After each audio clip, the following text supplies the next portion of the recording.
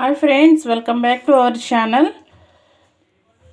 నేను మీ శుభాని. ఈరోజు మన ఛానల్లో వచ్చే రెసిపీ వచ్చేసి కొత్తిమీర నిలవ పచ్చడి చేశాను. అది కూడా చాలా సింపుల్గా చేస్తాను. మనకి ఒక నెల రోజుల పాటు నిలవ ఉంటుంది. ఓకేనా? ఎంతో టేస్టీగా ఉండే కొత్తిమీర నిలవ పచ్చడి మీరు కూడా ఒకసారి ట్రై చేయండి. ప్రాసెస్ చూసి చాలా సింపుల్గా పెట్టేసుకోవచ్చు. చాలా టేస్టీగా కూడా ఉంటుంది. చూసారా, ఎంతో సింపుల్గా ఉండే కొత్తిమీర నిలవ పచ్చడి రెడీ అయిపోయింది. మనకి చాలా చాలా బాగుంటుంది. ఒకసారి చేసుకుని పెట్టుకుంటే మనకి రోజు కానీ డైలీ కానీ వాడుకోవచ్చు. రైస్లో కానీ టిఫిన్స్లో కానీ వాడుకోవచ్చు. ఓకేనా? మీరు కూడా ఒకసారి ట్రై చేసి ఎలా వచ్చిందనేది చెప్పండి. ఓకేనా? మీరు ట్రై చేయాలంటే తప్పకుండా ప్రాసెస్ అయితే చూసేయాలి. ఇప్పుడు ప్రాసెస్ చూసి మీరు కూడా ఒకసారి ట్రై చేసేయండి. ఓకేనా? ఇప్పుడు లేట్ చేయకుండా మనం ప్రాసెస్లోకి అయితే వెళ్ళిపోదాం. చూడండి ఫ్రెండ్స్, నేను కొత్తిమీర పచ్చడి కోసం అయితే 3 కట్టలు అయితే తీసుకున్నాను నేను. ఓకేనా? ఇప్పుడు ఈ 3 కట్టలు మనం ఈ చివర్లు కోసేసి బాగా చివర్లని కోసేసుకుని కాడలతో పాటు చిన్న చిన్నగా కట్ చేసుకుందాం ఫస్ట్. ఓకేనా? ఈ చివరండి అన్నీ తీసేసుకోండి. సో కాళ్ళతోనే కోసుకోవాలా. ఇలాగ చిన్నగా ఉండి తీసుకోండి. అంటే మనకి ముదురు కొత్తిమీర అంటాం కదా, సో అలాంటివి తీసుకుంటే మనకి పచ్చడిగా బాగుంటుంది. ఓకేనా? ఫస్ట్ మనం చివర్లు కట్ చేసుకుని కొత్తిమీర అంతా కట్ చేసుకుని పెట్టుకుందాము. చూడండి, ఇలా కాడలతో పాటు మనం కట్ చేసుకుని పెట్టుకోవాలి. ఓకేనా? ఫస్ట్ నేను క్లీన్ చేసేసుకున్నాను. ఇప్పుడు మళ్ళీ కట్ చేసిన తర్వాత ఒక 2-3 సార్లు క్లీన్ చేసేసుకుందాము. చూడండి, నేను ఒక 2-3 టైమ్స్ వాష్ చేసుకున్నాను. ఫస్ట్ ఈ నీళ్ళు అంతా వారిపోవాలి. ఇలా కన్నాలు ఉన్న గిన్నెలు వేసుకుంటే మనకి నీళ్ళన్నీ ఇలా వచ్చేస్తాయి బయటికి. ఓకేనా? ఈ నీళ్ళన్నీ వారిపోయిన తర్వాత మనం ఒక తడిగుడ్లు వేసుకుని ఆరబెట్టుకుందాం. ఓకేనా? ఫస్ట్ వాటర్ అంతా మనకి దిగిపోవాలి కిందకి. చూడండి, ఇలా నీళ్లు వారిపోయిన తర్వాత ఒక క్లాత్ మీద ఆరబెట్టుకోండి. ఒక 2 గంటల పాటు మనకి నీరు అనేది అస్సలు ఉండకూడదు. కొత్తిమీరలోని పల్స్గా వేసుకుని ఆరబెట్టుకోవాలి. ఫ్యాన్ కింద ఆరబెట్టుకోండి. పల్స్గా వేసుకోండి, త్వరగా ఆరుతుంది. ఇలా మనకి నీరు అన్నది లేకుండా ఒక మంచి క్లాత్ మీద ఆరబెట్టుకోవాలి.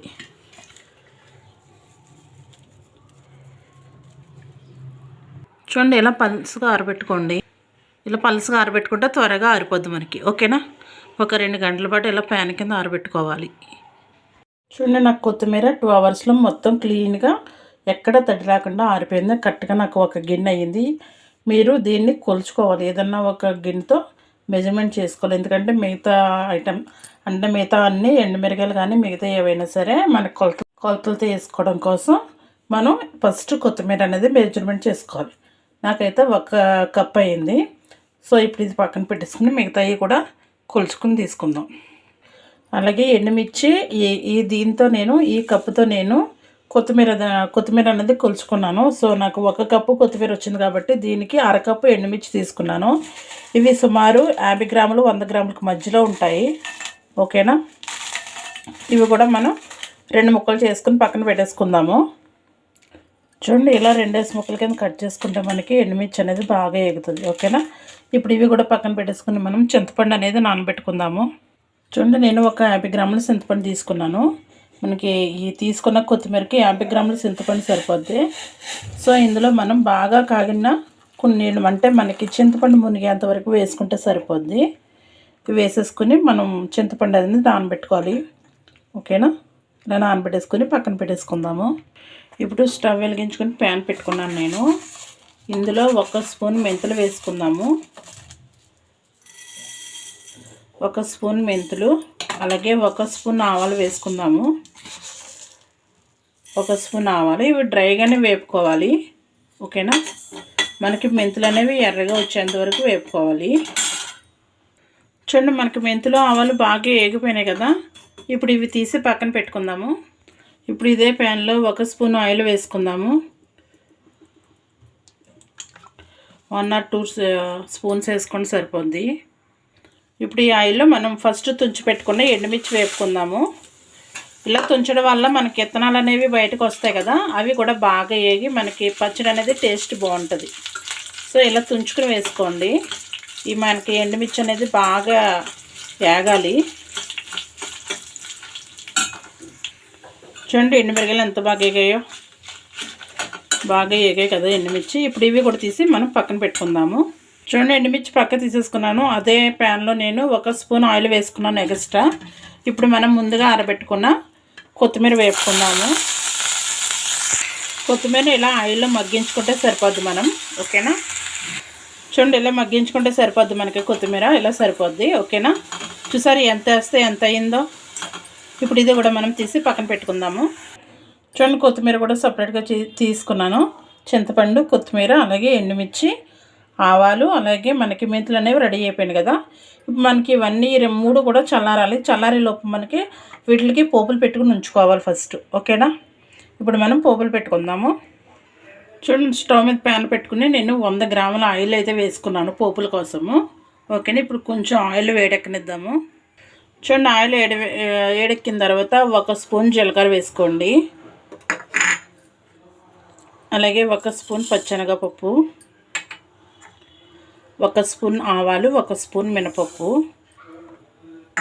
ఫస్ట్ ఇవన్నీ బాగా వేపేసుకుందాము. మనకు పప్పులు అనేవి కలర్ మారి కమ్మటి స్మెల్ రావాలి.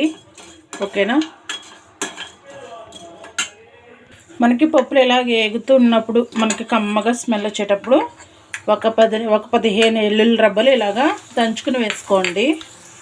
అలాగే 5 ఎండుమిర్చి, కొద్దిగా కరివేపాకు. చూడండి, కరివేపాకు వేసుకుని ఇలా బాగా వేపుకోవాలి. ఇలా వేపుకున్న తర్వాత లాస్ట్లో 1/4 టీ స్పూను ఇంగువ వేసుకోండి. ఇష్టం ఉంటే వేసుకోవచ్చు, లేదంటే స్కిప్ చేసేయచ్చు. ఓకేనా? ఇవన్నీ ఇలా బాగా వేగిన తర్వాత స్టవ్ ఆపేసుకోండి. ఓకేనా? చూడండి, మనకి అన్నీ బాగా వేగిపోయినాయి కదా. ఇప్పుడు మనం స్టవ్ అయితే ఆపేసుకుందాము.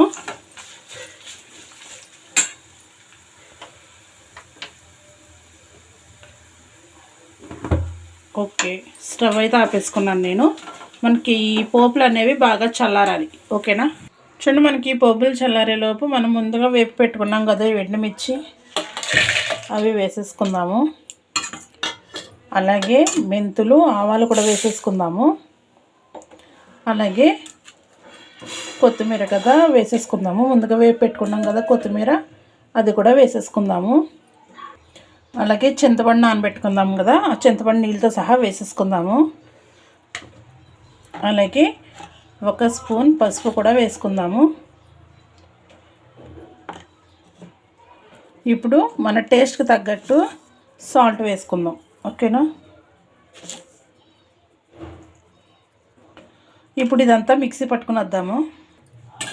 చూడండి, నేను పచ్చడి అయితే మిక్సీ పట్టుకున్నాను. చూసారా ఎంత బాగా వచ్చిందో. ఇప్పుడు మనం ఇదంతా ఈ చల్లారిపోయిన పోపులో వేసేద్దాం.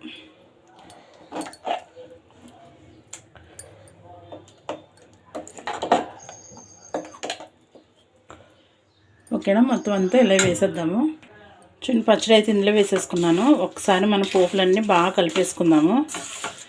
పోపులన్నీ పచ్చడికి తగిలేలాగా మొత్తం అంతా బాగా కలిపేసుకుంటే పచ్చడిలో కలిసేలాగా బాగుంటుంది.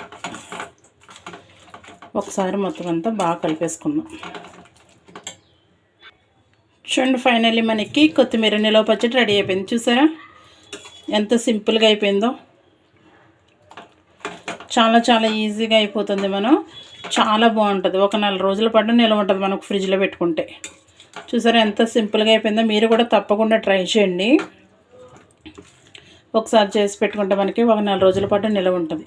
కొత్తిమీర ఆరోగ్యానికి మంచిది కాబట్టి అప్పుడప్పుడు వేసుకోవడానికి కూడా సింపుల్గా ఉంటుంది. ఎప్పటికప్పుడు చేసుకోకుండా ఇలా చేసుకుని పెట్టుకుంటే 2 డేస్కి ఒకసారి అలా వేసుకోవడానికి కూడా బాగుంటుంది. మన రైస్లోనే వేసుకోవచ్చు, లేదంటే టిఫిన్స్లోనే వేసుకోవచ్చు. ఓకేనా? చూసారు కదా ఎంత సింపుల్గా చేస్తాను నేను కొత్తిమీర నిలవ పచ్చడి. ప్రాసెస్ చూసి మీరు కూడా ఒకసారి ట్రై చేయండి. ట్రై చేసి మీకు ఎలా వచ్చిందనేది మీ ఫీడ్బ్యాక్ నాతో పంచుకోండి. ఓకేనా? ఎంతో టేస్టీగా నిల్వ ఉండే కొత్తిమీర పచ్చడి రెడీ. ఓకేనా? మరి నేను ఈ పచ్చడి చేసే విధానం అంతా మీకు నచ్చినట్లయితే, ఈ వీడియో మీకు నచ్చితే లైక్ చేసి సబ్స్క్రైబ్ చేసుకోండి. అలాగే సపోర్ట్ చేయండి. ఓకేనా? ఎంతో టేస్టీగా ఉండే కొత్తిమీర నిలవ పచ్చడి ready. Thank you for watching.